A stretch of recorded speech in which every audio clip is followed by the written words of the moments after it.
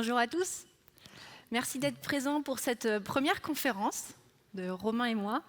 On va vous parler du cadre de la performance des équipes produits chez Cdiscount. C'est vraiment un réel plaisir pour nous de partager avec vous notre retour d'expérience dans ce marché du e-commerce où, comme nous le savons tous, l'adaptabilité et la vitesse d'exécution ne sont pas simplement des avantages, mais surtout des conditions de survie.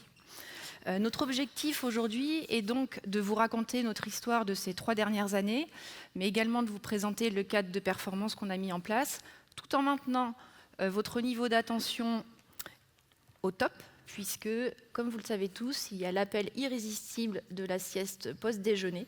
Donc c'est un vrai challenge pour nous de vous garder éveillés. Pour cela, on va commencer par laisser la parole à Romain pour une présentation de Pixis, parce que vous connaissez tous, je pense, Cdiscount, mais Pixis un peu moins. Et il enchaînera sur une première partie qui va parler de la performance locale. Et vous verrez, ça sera aussi stimulant qu'un double expresso.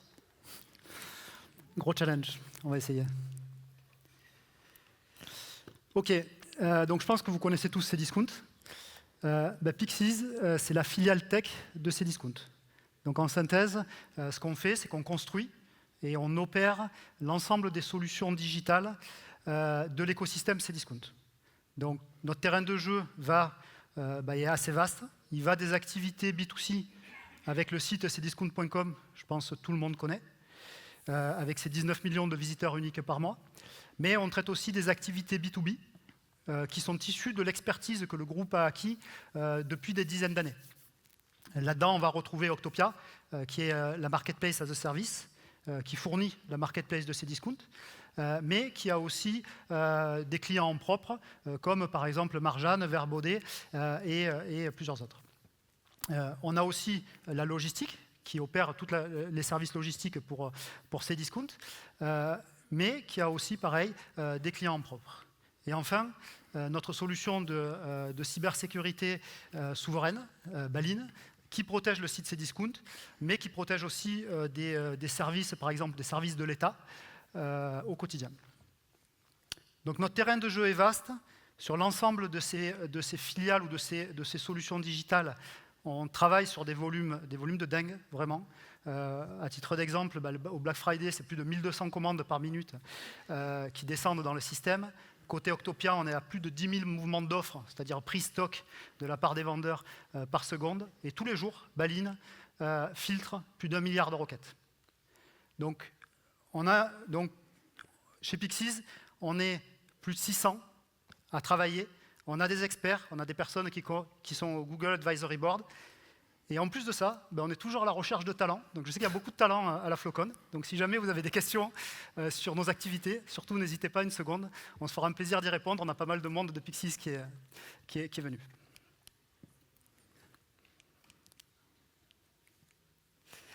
Donc moi, on ne s'est pas présenté. Je suis Romain Kilsy et je suis le VP Engineering sur toute la partie B2B que je vous ai présentée avant, c'est-à-dire Octopia, les services chez Logistique et Baline. Et moi, c'est Virginie Cador, je suis Head of Transformation et Transversal Project au sein de BetClick depuis octobre 2024 et auparavant Head of Delivery au sein de Pixis pendant 3 ans et demi. Avant de rentrer dans le cœur de la conférence, juste un petit point sur ce qu'on va aborder aujourd'hui et ce qu'on ne va pas aborder. Donc on va parler principalement de l'engineering value et la mesure de la performance associée. L'engineering value, qu'est-ce qu'on met derrière? C'est en fait l'ensemble de la chaîne de fabrication des produits sur les différentes BU de Cdiscount au travers le cadre, la qualité et la mesure associée. On ne parlera pas d'IA, même si on sait que c'est un sujet stratégique pour l'ensemble de l'industrie, mais on a fait le choix, comme on vous raconte l'histoire de ces 3 dernières années, de ne pas l'évoquer, d'autant qu'on est aussi au début de l'histoire sur ce sujet. Et enfin, la product value ne sera pas non plus abordée dans cette conférence. Non pas qu'on ne s'y intéresse pas, bien au contraire, parce que c'est aussi un indicateur qui est suivi. Et on a tellement de choses, vous verrez, à vous raconter sur la partie engineering qu'on a fait le choix de ne pas en parler. Romain reviendra peut-être l'année prochaine pour parler de la product value. Alors, premier point pour vous donner un petit peu de contexte sur la manière dont on est organisé dans ce qu'on appelle donc, dans nos business units. Ici, je présente uniquement la partie engineering. Évidemment, il y a le pendant côté product, mais comme on va beaucoup parler d'engineering, je vous montre cette organisation. Donc, On commence par nos équipes. Nos équipes le gèrent un ou plusieurs produits, chaque produit ayant sa promesse de valeur. Ces équipes le sont gérées par des team leads, qui ont un rôle extrêmement important chez nous. Les team leads ont la responsabilité de la performance de leurs équipes. Ces équipes, elles sont regroupées dans ce qu'on va appeler des domaines. Un domaine, c'est globalement un ensemble de produits regroupés par flux de valeur. Et à la maille domaine, nous nous positionnons des Head of Engineering. Et comme les team leads, les Head of Engineering vont être responsables de la performance à leur niveau, de la performance de leurs équipes, de la qualité de ce qui est livré, de la vitesse d'exécution de leurs équipes. Tout ça forme une business unit, comme je vous l'ai présenté précédemment. Et donc, on a 5 business units, ce qui représente aujourd'hui, plus ou moins, en fonction des saisons, on va dire, 60 équipes. Le premier point, et c'est la première partie de la présentation, c'est la performance locale. Alors, qu'est-ce qu'on appelle la performance locale? C'est la performance qu'on va retrouver à la maille des équipes. C'est-à-dire vraiment comment les équipes, en travaillant sur leurs pratiques du quotidien, elles vont améliorer les performances et comment on arrive à mesurer cette amélioration, quels indicateurs on met en place pour voir qu'elles progressent, qu'elles vont dans le bon sens. Je vous raconte un peu l'histoire des 5 dernières années. Alors, fin 2020, alors il se trouve, moi j'étais pas encore là, j'arrive quelques mois après. D'ailleurs, je fête mon anniversaire aujourd'hui de mon arrivée chez Cdiscount. Je suis arrivé le 1er avril 2021, voilà, merci. Et globalement, on se pose une question, on se dit, est-ce que nous sommes rapides? À l'époque, on a des équipes agiles, des pizza teams. On livre une fois par semaine, ce qui franchement était déjà une prouesse. Et on arrive pour les livraisons à synchroniser la majorité des équipes. Quand on se tourne vers les collaborateurs, finalement, la réponse, elle n'est pas aussi limpide. Les collabs, plus de 50%, nos développeurs nous disent « c'est pénible de livrer ». On a des difficultés, on a plein d'embûches sur le chemin de la livraison en production. Le site Cdiscount a un taux de disponibilité de 96%.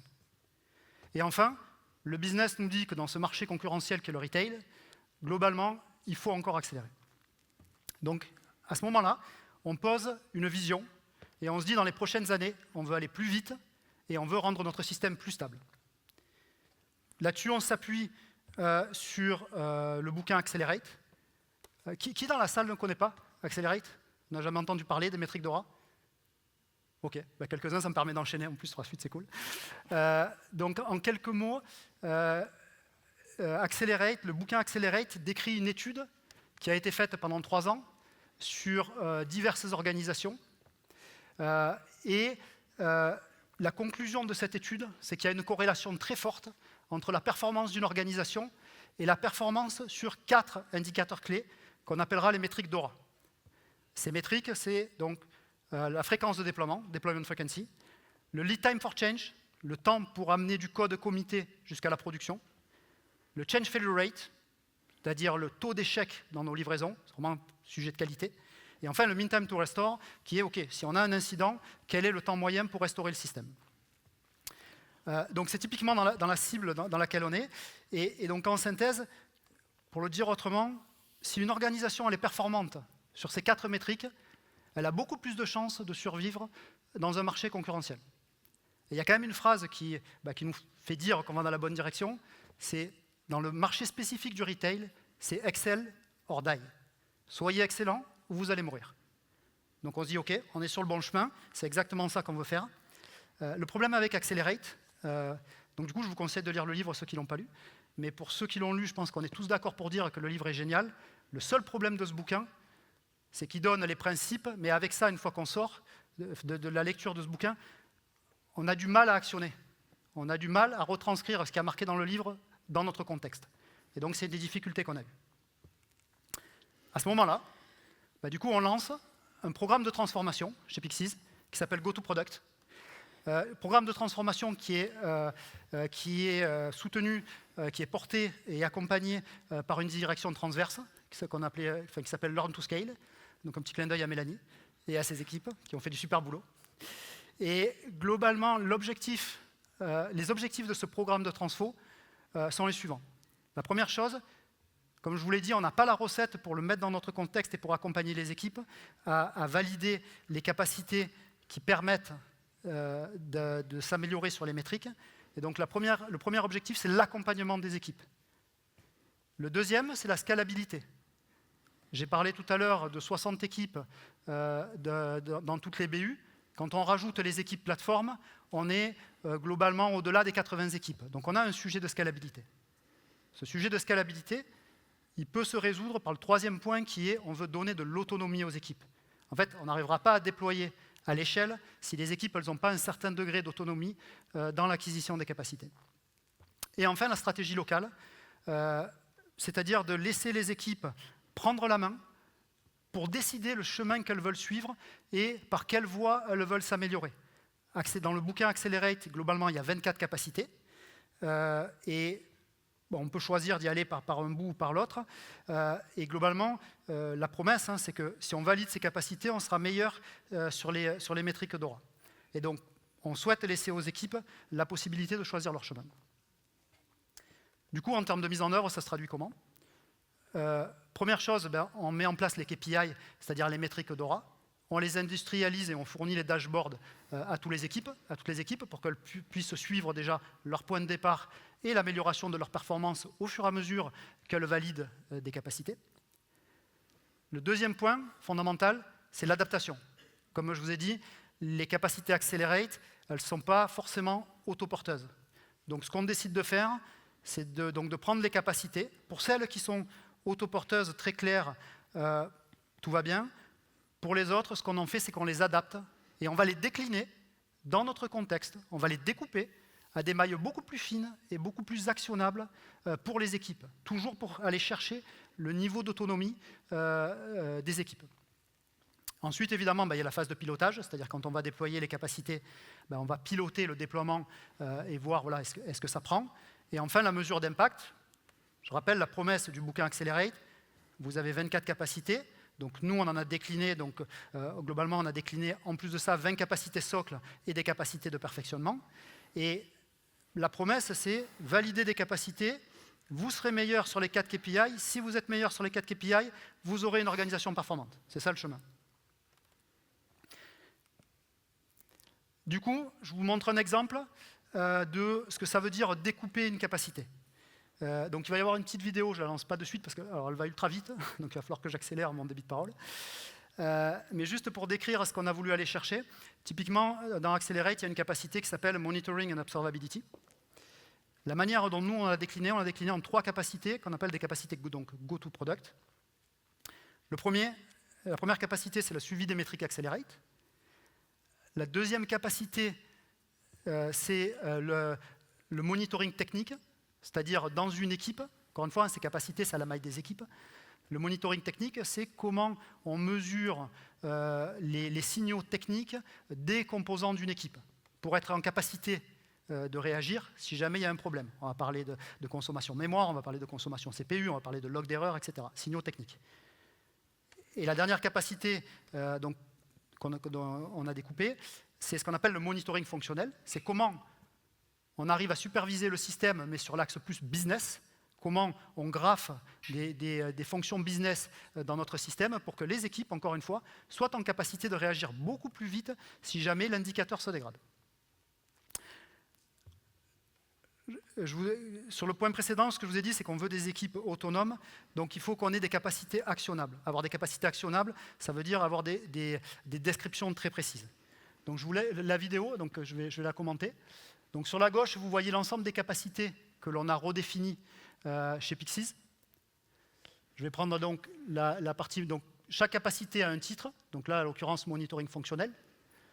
On décrit un peu, on donne un peu de détails avec le porteur de la capacité et à qui elle concerne. On met une vidéo explicative pour que l'équipe puisse embarquer en autonomie. On fixe les objectifs de la capacité. On donne un peu de contexte. Donc là, en l'occurrence, on parle du monitoring fonctionnel. Donc on va décrire ce que c'est qu'une fonction business critique et comment la surveiller. Les gains attendus suite à la validation de cette capacité. L'indicateur qui est impacté, en l'occurrence là, c'est le MTTR. Et toute une série de boîtes à outils de formation pour que l'équipe puisse, encore une fois, prendre cette capacité et la valider en autonomie. Ensuite, on va décrire quels sont les critères d'acquisition. quand est-ce qu'on considère que la capacité est validée dans une équipe. Donc on donne l'ensemble de critères avec des must, des cooled et des should. Donc il faut que tous les must soient validés. Et enfin, on donne les modalités de validation, c'est-à-dire avec qui il faut travailler et avec qui il faut passer cette étape de validation des capacités. La synthèse de tout ça, c'est que donc, on a des capacités accelerate qui ne sont pas forcément actionnables. On prend la plupart de ces capacités, on les redécoupe dans notre système pour avoir des descriptions très précises et les rendre actionnables dans les équipes, et surtout avoir ce niveau d'autonomie des équipes pour pouvoir atteindre ce passage à l'échelle. Comment ça marche, du coup? Donc là, on lance le déploiement. Donc le déploiement des capacités Accelerate plus celles qu'on a revues sont lancées sur 2021. Donc c'est le bas de la courbe que vous avez à gauche. Et ce qu'on peut observer, c'est qu'on a une accélération assez fulgurante dans la validation des capacités entre 2022 et 2023. Du coup, qu'est-ce qui se passe? Du moment en fait, où on fournit cette aide, les capacités qui ont été redéfinies quand on les fournit aux équipes, en fait, les équipes démarrent en autonomie. Et il y a quelque chose qui change, c'est qu'on passe d'un mode où on dit on veut aller là, vous vous souvenez, hein, vitesse, stabilité, la vision qu'on pose, la hiérarchie, le management pousse ça, et il y a quelque chose qui s'opère, c'est qu'on change complètement de sens. Les équipes, elles voient qu'on leur met des outils à disposition, en utilisant ces outils, elles voient que leur performance s'améliore. C'est assez évident que lorsque, par exemple, on a un monitoring fonctionnel sur une fonction critique et qu'on est capable de réagir en 10 fois moins de temps parce que l'alerte sonne au bon moment, parce que les signaux sont bons, du coup, l'équipe, ses performances s'améliorent au quotidien. Et du coup, ça change le paradigme, c'est-à-dire que les équipes, elles tractent finalement la transformation. C'est ce qu'on appelle, on passe d'un mode push, où globalement le management dit on veut aller là-bas et on encourage les équipes à y aller, et ça c'est le début, vers un mode pull, où les équipes, en fait, totalement en autonomie, elles tractent la transformation et elles voient leur performance s'améliorer. C'est un des points fondamentaux de la réussite de ce programme. On en parlait ce matin dans la keynote, mais le fait que les équipes soient honneurs, c'est fondamental dans un programme de transformation. C'est une des réussites, et c'est ce qui a fait que globalement aujourd'hui, donc on n'est pas au bout quand même, mais aujourd'hui on estime qu'en moyenne, les équipes ont acquis 65% des capacités. Comment ça se traduit tout ça?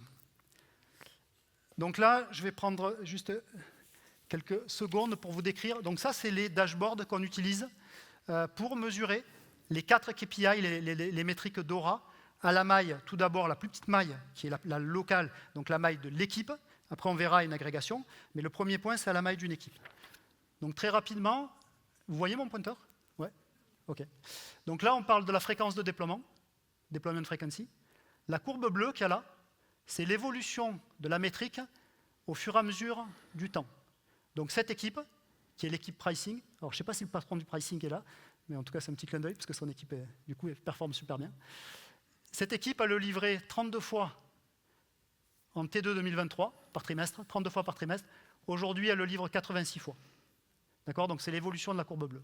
Les courbes vertes, enfin les courbes horizontales, c'est les seuils accelerate. Ça, c'est le seuil élite, ça, c'est le seuil high, le seuil medium et le seuil low. Et les barres verticales, là, c'est globalement les capacités, la progression dans les capacités acquises qui impactent cette métrique-là. Tout à l'heure, on a vu que le monitoring fonctionnel était impacté de manière fondamentale la capacité à retrouver le système. Donc, ce qu'on a fait, c'est qu'on a mappé globalement les capacités à des métriques DORA. Et ce qu'on mesure là, c'est qu'au fur et à mesure que les équipes valident les capacités qui impactent cette métrique, en fait, on regarde si les équipes s'améliorent. C'est le but. Hein. On a des capacités, on dit, une fois que vous avez les capacités, vos performances vont s'améliorer, et donc on le suit.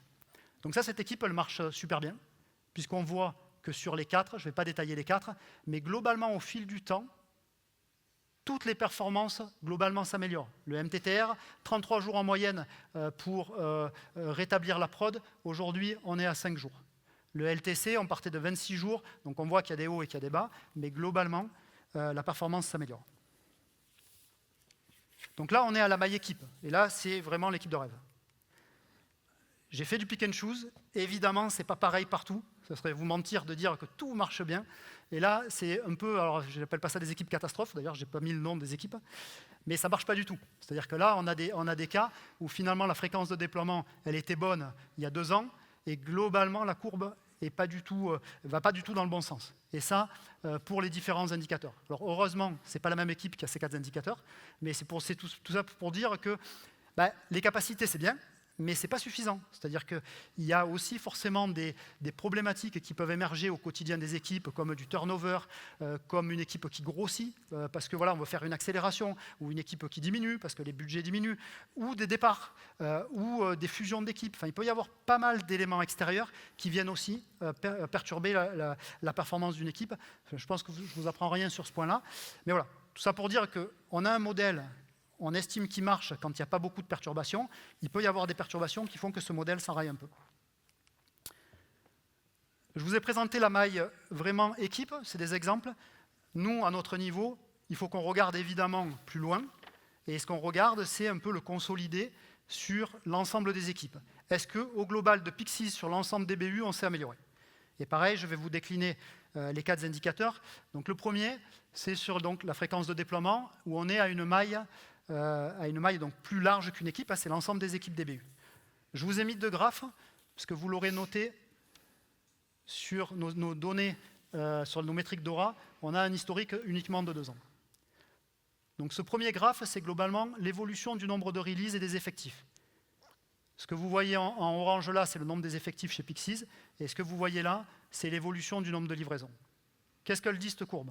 Cette courbe, elle dit qu'entre 2021 et 2022, on a une accélération très forte du nombre de livraisons, principalement due à 3 facteurs. Le programme GoToProduct est lancé, les équipes acquièrent les capacités et elles s'améliorent, facteur d'amélioration de la performance. On est plus nombreux, forcément quand on est plus nombreux, logiquement on livre plus. Et à ce moment-là, il y a aussi le B2B qui démarre, Virginie en parlera tout à l'heure, et le B2B globalement... Si tu me laisses un peu de temps. Pardon? Si tu me laisses du temps. Si je te laisse du temps, pardon. Et le B2B, globalement, on avait des fortes demandes côté client, et donc forcément, ça nous a mené à livrer plus vite. Ce qu'il faut retenir de ce slide-là, c'est qu'entre là et là, on livre 30% de plus. Donc on a une vraie amélioration de la performance sur le nombre de releases. Quand je prends l'indicateur Accelerate qui, lui, démarre, on va dire, sur T2, donc cette phase de stabilisation, on voit qu'il est globalement stable, mais à des niveaux très élevés. Donc là, on est au niveau de l'ensemble des BU. Donc, clairement, c'est un niveau de performance dont on se satisfait. On peut toujours faire mieux, mais sur l'ensemble des équipes, on estime que le niveau est bon. Si maintenant je descends dans les 4 indicateurs, donc Deployment Frequency, j'en ai déjà parlé. Quand on regarde le LTC, le LTC, on voit que la courbe, donc la courbe bleue, qui est l'indicateur, elle est descendante. Encore une fois, je suis en train de parler de plus de 60 équipes agrégées. Donc pour faire baisser cette courbe, il faut vraiment que les équipes, qu'il y ait une vraie impulsion, qu'il y ait beaucoup d'équipes qui améliorent leur performance. Et on voit qu'on n'est pas dans les bonnes courbes, on est entre le low et le medium, donc on a encore de l'amélioration, mais globalement la tendance est très bonne, donc on considère qu'on s'améliore. Sur le CFR, on était déjà bon, et globalement ça reste stable. Et sur le MTTR, de la même manière que l'équipe qui marchait bien, on passe on est sur une courbe d'amélioration assez forte, c'est-à-dire que nos équipes, de manière globale, sont capables de remettre le système en production beaucoup plus rapidement qu'il y a 2 ans. Donc, ces éléments-là, en fait, nous prouvent que l'acquisition des capacités permet la progression des équipes. C'est un de nos enseignements clés, c'est-à-dire que on a lancé en 2020 notre programme GoToProduct avec l'adaptation des capacités Accelerate et l'accompagnement des équipes dans l'acquisition de ces capacités. Le résultat, 4 ans après, si vous vous souvenez de la première slide, on livrait 1 fois par semaine. Aujourd'hui, on livre en production toutes les 7 minutes et globalement, les équipes sont complètement autonomes pour livrer. On n'a plus de frozen zone, c'est-à-dire qu'avant, proche des événements commerciaux comme les soldes, le Black Friday, etc., on gelait les livraisons. Donc il y avait des périodes de 2 mois où il n'y avait plus aucune livraison en production. Ça, c'est terminé. Maintenant, on livre la veille du Black Friday et on le fait sans peur. Alors on évite quand même de livrer le vendredi, parce qu'on aime bien passer quand même des bons week-ends. Mais ça, c'est une règle un peu officieuse, on va dire. Et enfin, on atteint un niveau de disponibilité sur l'ensemble des solutions digitales de plus de 99%.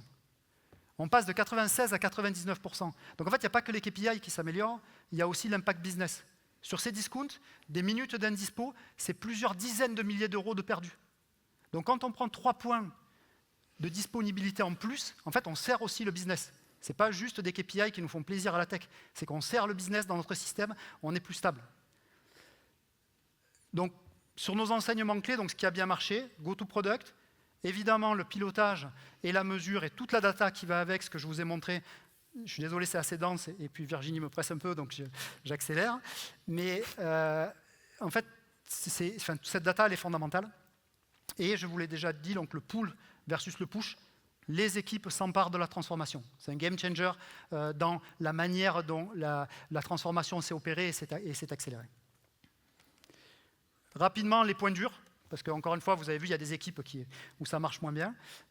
La durée, on était parti pour 2 ans. On s'était dit 2022-2023. On voit qu'on n'est qu'à 65% des capacités. Donc, on a encore du boulot et du coup, ça s'allonge. Des biais de mesure. J'en ai parlé aussi avec un collègue hier soir du Bon Coin. C'est un peu les frictions avec les équipes, parce qu'évidemment, on demande aux équipes, quand je vous ai montré tout à l'heure des graphes qui se dégradent, ce qu'on fait, c'est qu'on demande au team lead, c'est son rôle, hein, on demande de comprendre pourquoi la performance de l'équipe se dégrade. Qu'est-ce qui se passe? Quand c'est la mesure qui ne va pas, ça crée évidemment un peu de friction.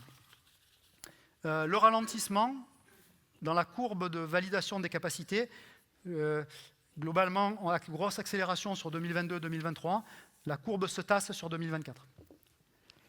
Le choix des capacités et leurs impacts, c'est-à-dire qu'on a décliné des capacités et pour autant, l'impact qu'on avait imaginé dans les équipes n'est pas aussi important que ce qu'on imaginait.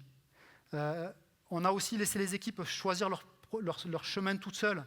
Des fois, nous, ça nous frustre un peu parce qu'il y a des capacités. Moi, le monitoring fonctionnel, pour moi, c'est la base. C'est-à-dire que j'estime que mes équipes, elles doivent savoir quand il y a un problème en production et être capables de rétablir vite. Bon, comme on a laissé le choix aux équipes, il y a des équipes qui ont dit le monitoring fonctionnel, on le fera plus tard. Bon, voilà, donc je m'assois dessus, mais ça reste en termes d'impact des petites frustrations. Donner du sens en permanence sur un programme qui dure autant. Il faut donner du sens aux équipes et leur rappeler ce que ça leur apporte. Et les perturbations, j'en ai déjà parlé. Il te reste 30 secondes. 30 secondes, ok. Le virage lean, globalement, 2024, on fait le virage lean. Pourquoi le virage lean? Je vous ai montré qu'en fait, on va vite, on est plus stable. Nos KPI sont en progression, on impacte le business, mais il nous manque un chemin à parcourir quand on demande aux équipes. Il y a encore des frictions à la maille locale des équipes que les capacités qu'on a mis en place ne peuvent pas forcément résoudre. Ça reste des outils à disposition, mais du coup, on estime que les équipes doivent travailler sur leur résolution de problèmes locaux, qu'elles soient plus tournées vers le client et qu'on rentre dans un système d'apprentissage permanent pour que nos équipes soient meilleures. Et globalement, c'est la promesse du Lean.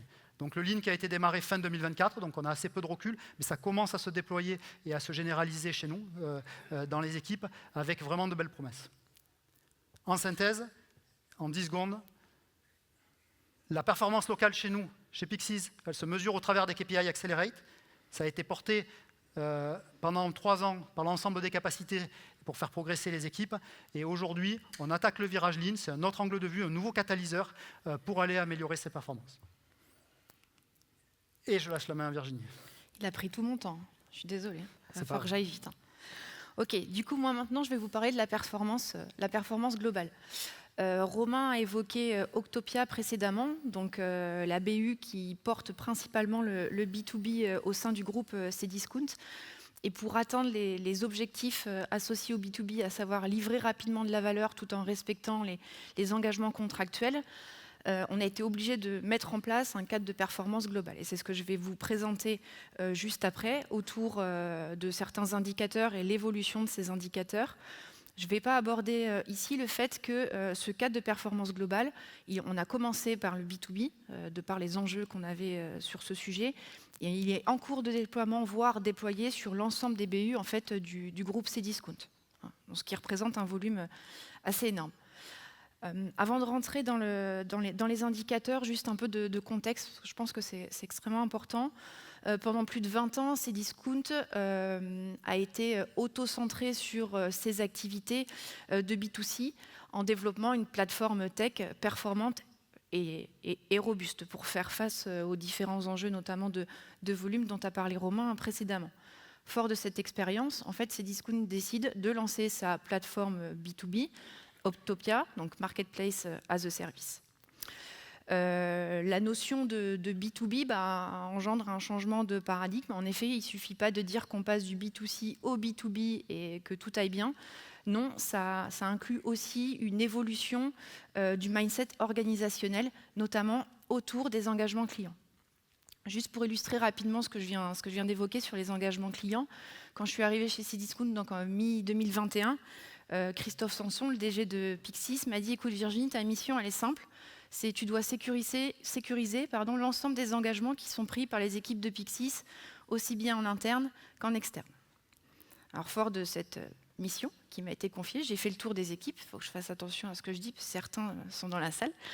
La réponse a été quasi unanime et aussi révélatrice de ce que je vais vous dire, à savoir non mais Virginie, nous on n'a pas d'engagement formalisé et puis surtout les retards aujourd'hui, ils ont très peu d'impact. Donc voilà d'où on partait en termes de mindset et ça a été un des premiers enjeux pour nous, faire comprendre cette notion d'engagement client par rapport à ce qu'on a connu avant. Donc, fort de ces engagements, le deuxième enjeu était le business, parce que quand on lance un produit tel qu'Octopia, on va chercher forcément du business. Et donc on a signé des clients, et un des premiers clients d'Octopia, c'est Marjane. Alors Marjane, c'est un grand retailer marocain qui avait déjà sa plateforme et qui a décidé de se lancer dans la marketplace, donc première au Maroc. Marjane avait des enjeux, eux, de leur côté, énormes. Clairement, ils étaient attendus au tournant parce que certains avaient essayé et n'avaient pas réussi. Donc Marjane s'est lancée avec Octopia, une belle fierté pour nous à l'époque, sauf que ça nous a obligés à pivoter très rapidement vers un pilotage beaucoup plus accru des atterrissages de certaines features, thèmes de notre produit, par rapport à ce qu'on pouvait faire avant sur notre roadmap. Donc ça, c'est le contexte global. Deuxième élément de contexte, c'est le cadre. De 2020 à 2022, au lancement d'Octopia, tout le programme Octopia a été organisé en safe. Début 2022, on fait le choix de basculer vers un framework maison qui s'appelle le Way of Working au sein de Cdiscount. Ce framework maison, il reprend l'ensemble du flux produit, je pense que tel que somme toute classique, avec 4 grandes phases. La phase de stratégie, la phase de discovery, la phase de delivery et la phase de learning.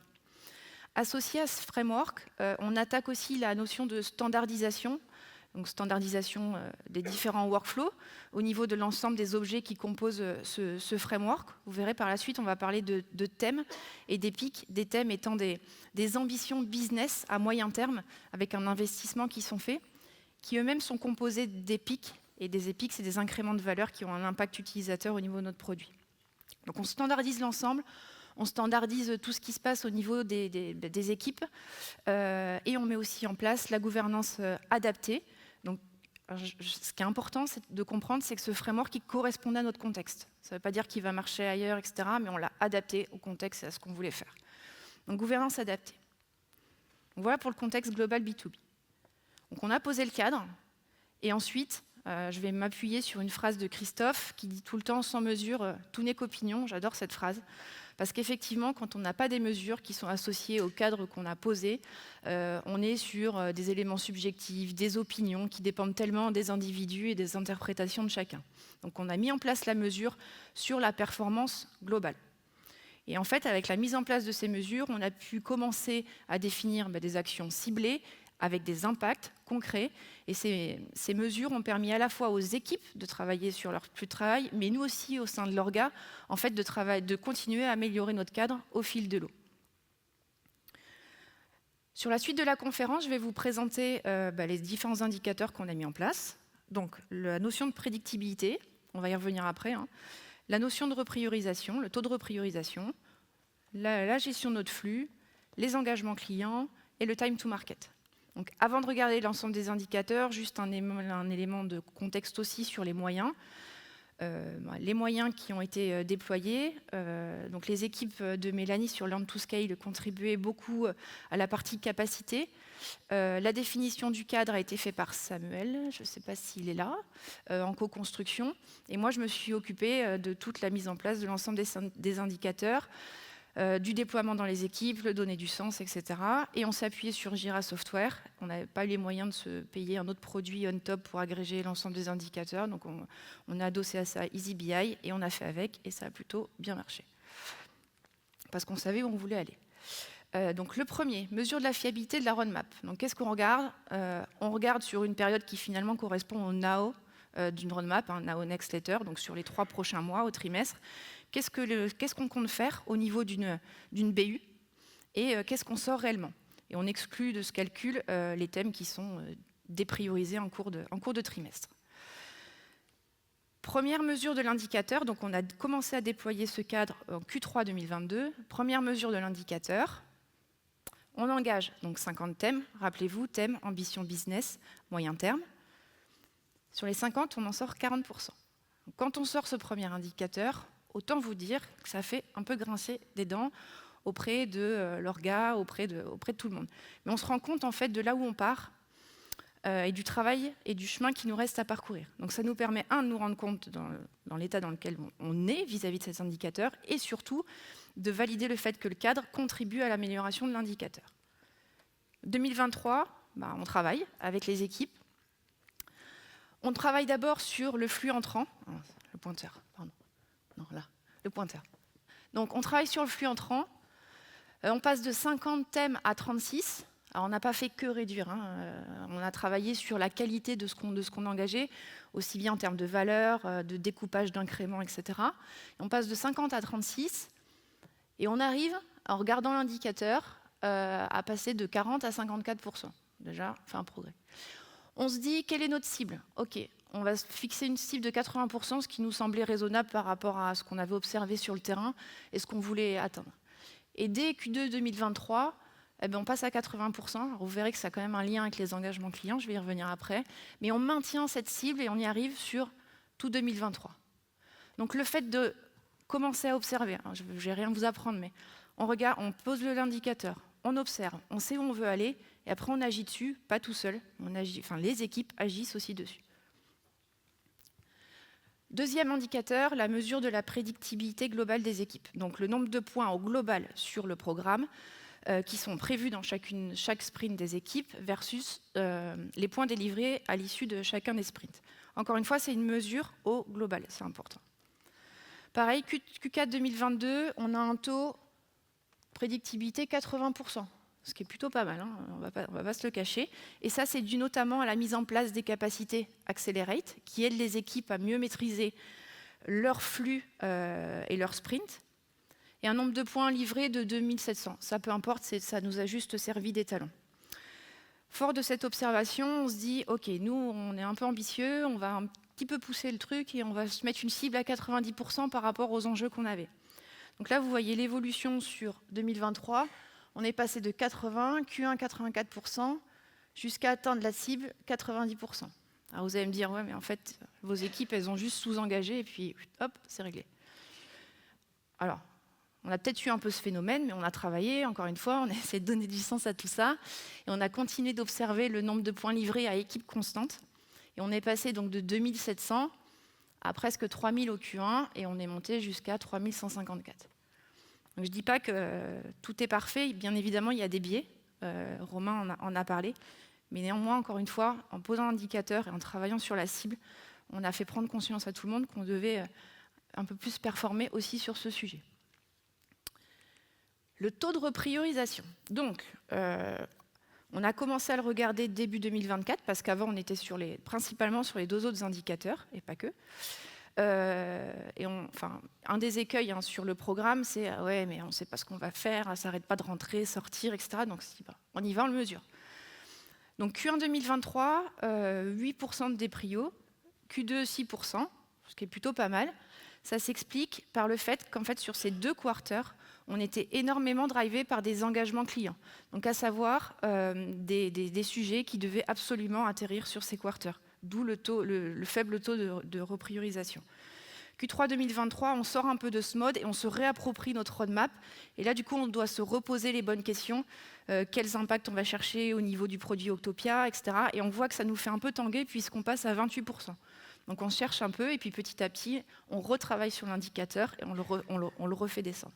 On n'a pas mis de cible parce que c'est extrêmement compliqué. Enfin, ça nous a semblé compliqué de mettre une cible sur ce taux.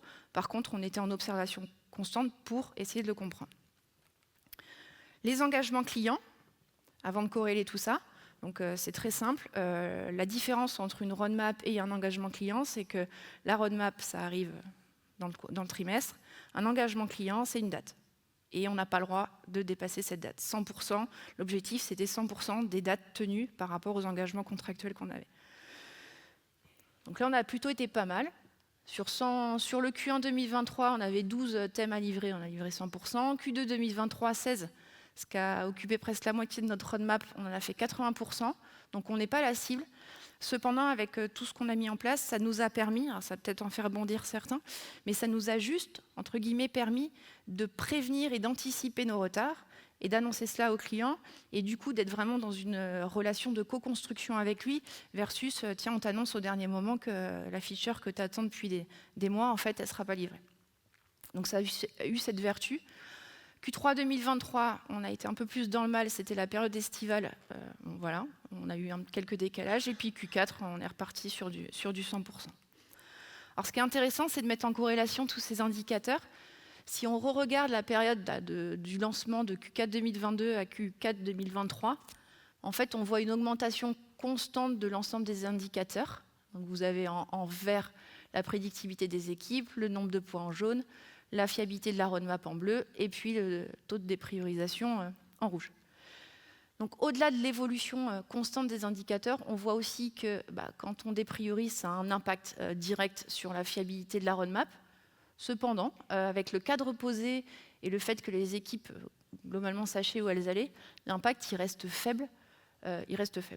Donc en un an, on a gagné 42% de fiabilité de roadmap. Alors, on va dire on partait un peu de loin à l'époque, mais néanmoins c'est un beau résultat. Je rappelle qu'on est à l'échelle, hein, on ne parle pas de 2 équipes. Plus 17% de nombre de points délivrés à équipe constante et une prédictibilité aussi d'équipe de plus de 10%.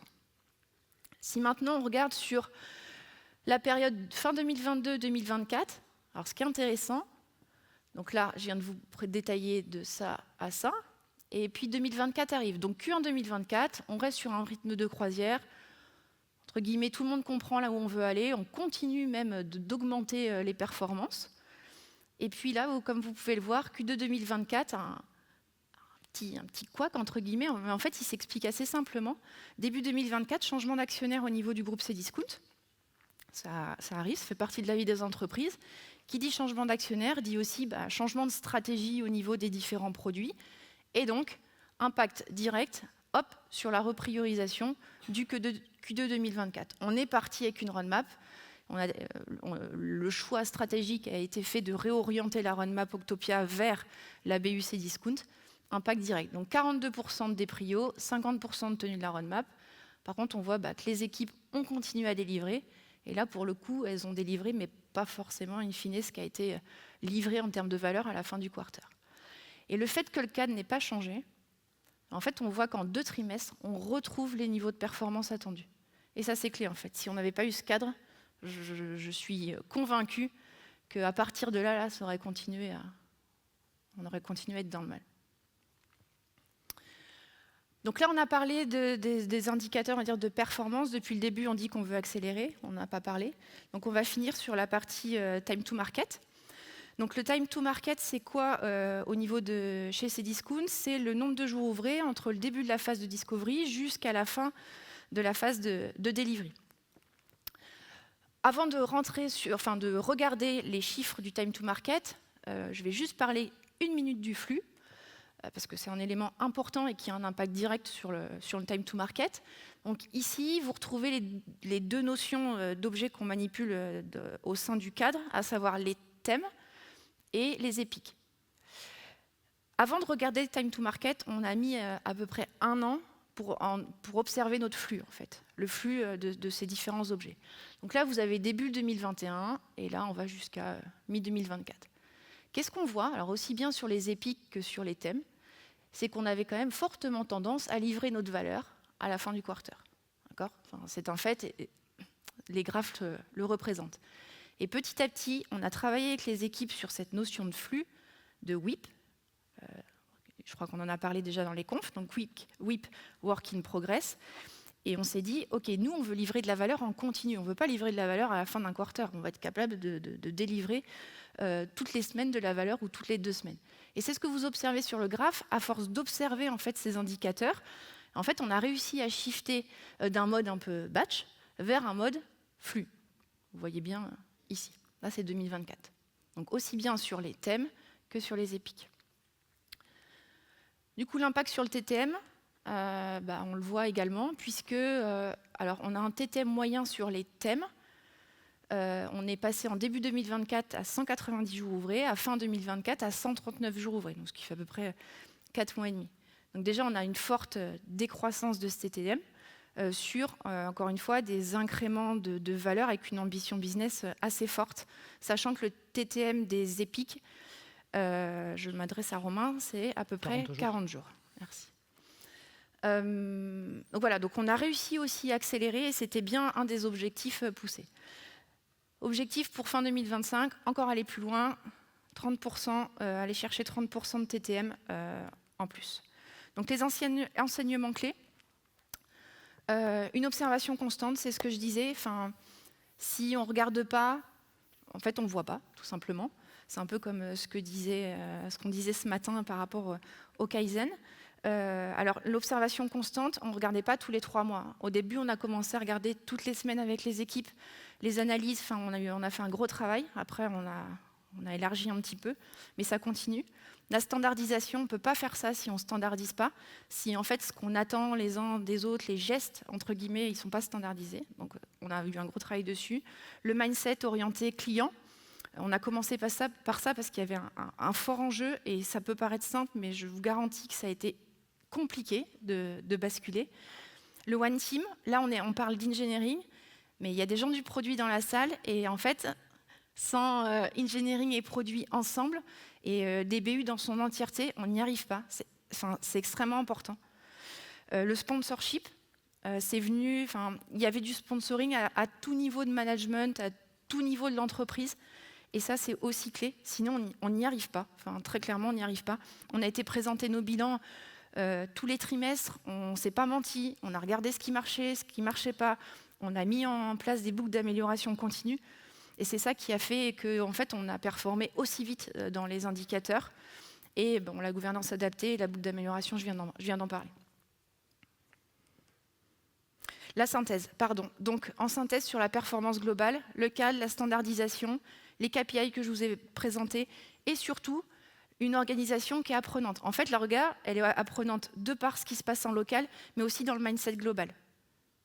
Si vous n'avez pas une organisation qui se remet en question, qui est capable de s'améliorer en continu, vous ne pouvez pas faire ce qu'on a fait, c'est pas possible. Merci d'avoir rattrapé mon retard, Virginie.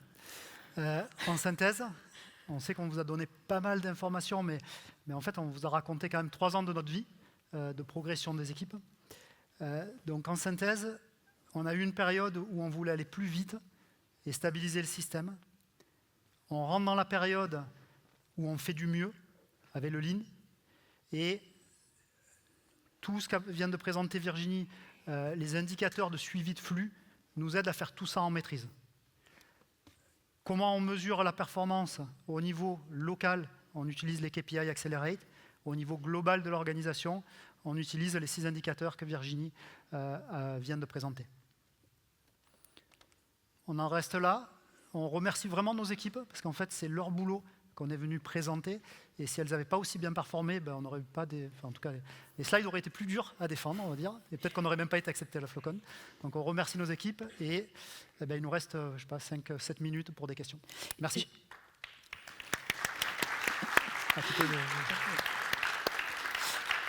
Avant les questions, je me permets juste un remerciement à nos 2 entreprises qui nous ont permis d'être sur scène aujourd'hui, n'étant plus Pixis. Voilà, donc s'il y a des représentants, merci, c'était chouette. Go pour les questions. Merci pour la présentation. Donc j'ai bien compris que vous avez accéléré le flux. Moi, je serais assez curieux de savoir si vous avez pu faire une corrélation avec les résultats business d'un côté et puis la satisfaction des équipes de l'autre côté. Alors, déjà, toute la partie stabilité a forcément un impact business. Comme je vous dis, lors d'un BF, on est à 96% de dispo, ou alors il n'y a aucun incident. En fait, ça change la copie en bas du nombre d'euros gagnés par l'entreprise. Donc il y a un vrai impact business, ça c'est le premier point. La maîtrise qu'a présentée Virginie nous a permis aussi d'avoir une satisfaction business, surtout dans le cadre B2B, là où les clients nous attendaient. C'est-à-dire qu'on a eu vraiment une phase difficile où on construisait le produit, mais en même temps, on était attendu par des clients.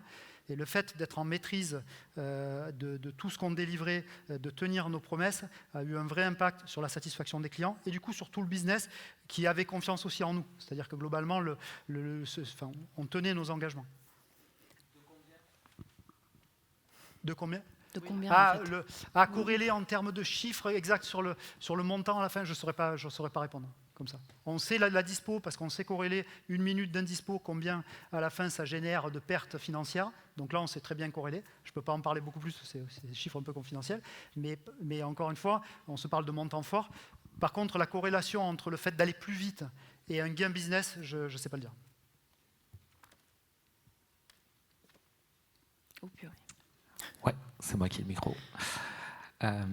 Merci beaucoup, hein, très impressionnant, parce que faire bouger une structure comme ça en 3 ans, bravo. Et moi, on voulait en 2 à la base. Et en fait, de quel accompagnement vous avez bénéficié? C'est-à-dire, à un moment, il y a parmi vous se disent, OK, prise de conscience accélérée, c'est Dorametrix, c'est la mise en place des capabilities. Mais moi, ce que je vois, c'est que dans mon organisation, déjà, faire prendre conscience aux gens des Dorametrix. Qu'est-ce que c'est que les capabilities? Les expliquer, rédiger tout ce que vous avez montré. Il est magnifique, hein, mais il faut le rédiger, etc. Qui c'est qui a fait ces équipes internes? Alors, déjà, le premier point, et j'en discutais avec mes ex-collègues de Pôle emploi, il faut que la décision elle soit stratégique et portée avec un fort sponsorship.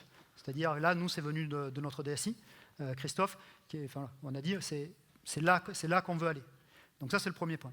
Et le deuxième point, donc il y a une direction transverse qui s'appelait la direction Learn to Scale, qui a, on parle d'une dizaine de personnes, donc c'est pas énorme. Et cette dizaine de personnes, en fait, elle a écrit les fiches, elle a accompagné, mais on s'est aussi surtout servi aussi de l'orga. C'est-à-dire qu'on avait nommé des porteurs dans l'orga, on avait des Head of Engineering qui étaient porteurs de capacité et qui venaient accompagner les équipes. Donc, en résumé, on avait la direction transverse qui soutenait, qui accompagnait. Il y avait aussi des coachs là-dedans, mais on se parle d'une dizaine de personnes qui ont rédigé les fiches, etc. Et à côté de ça, c'est l'orga aussi qui a soutenu avec des personnes clés qui étaient porteurs des capacités. Et si je complète sur la performance globale, on a fait le choix, notamment avec Romain, de faire le pari que c'est l'orga qui allait s'emparer de tout ce qu'on a fait. Alors ça nous a demandé beaucoup d'énergie pour être là au quotidien.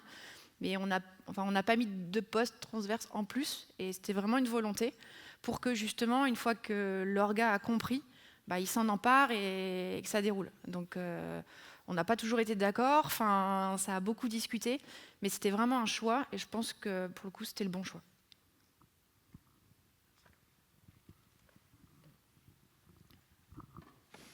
Les 4 ou 5 Dorametrix, elles sont un peu de type lagging. Elles mettent du temps à évoluer au fur et à mesure qu'on appuie sur la vingtaine, 24, 28, je ne sais jamais, capabilities. Oui. Est-ce que pour essayer de piloter ça de manière un peu plus fine, vous avez utilisé des mesures peut-être plus, qui se mettent à jour plus vite, qui ont un effet observable plus rapide, ou pas? Non. Non, on a vraiment mesuré. Alors on s'est donné le temps. Alors encore une fois, on avait l'ambition de 2 ans, mais c'est aussi pour ça que finalement, 4 ans après, on y est encore. C'est qu'on a gardé la maille capacité et on s'est forcé à garder ces métriques-là. Et d'ailleurs, vous pouvez voir que les métriques Dora ont évolué, les seuils ont évolué. Nous, on est resté sur l'ancienne version, en fait, parce que c'est notre cadre de travail. C'est comme ça que les équipes ont été se sont mesurées et les valeurs étalons. Donc, on est resté là-dessus. Mais effectivement, entre le temps de validation d'une capacité qui peut déjà prendre, on se parle en mois, pour la valider, et l'impact qu'a cette capacité sur sa performance, on peut se parler de plusieurs mois, effectivement. C'est pour ça qu'on a beaucoup attendu aussi avant de faire ce type de présentation. Aujourd'hui, on a un recul de 2 ans, et en fait, c'est ce qui nous permet de parler. Effectivement, à 6 mois, c'est difficile de voir des impacts. Après, les équipes, elles regardent les indicateurs, fin de sprint, elles s'observent au-delà des capacités quand même. Merci Romain et Virginie pour cette session. On va malheureusement pas avoir le temps pour d'autres questions. Est-ce que vous restez avec nous aujourd'hui et peut-être demain aussi? Oui. Peut-être vous pourrez donc venir croiser Romain et Virginie si vous avez davantage de questions. Merci beaucoup d'être venus. Merci à tous. Merci pour votre session.